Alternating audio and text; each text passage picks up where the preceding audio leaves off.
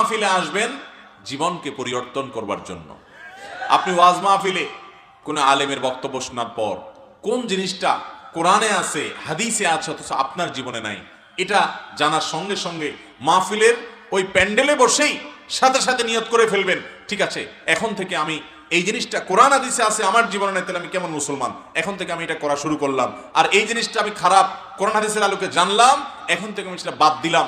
এই প্রতিজ্ঞা, এই ইচ্ছা, সংকল্প এখান থেকে করে যদি যেতে পারেন তাহলে সেই ওয়াজ মাহফিলে আসা সার্থক ইনশাআল্লাহ।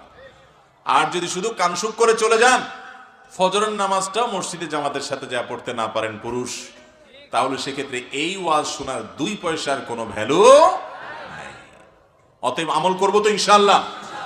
40 ওয়াজ মাহফিলে যাইয়া জান্নাত কামানোর ধান্দা ছেড়ে দেন, মাথা থেকে ঝেড়ে ফেলে দেন। এটি বোগাস কথা, এটি ভুয়া কথা, এর কোনো ভিত্তি নাই। আপনাকে ওয়াজ মাহফিল 40টা না,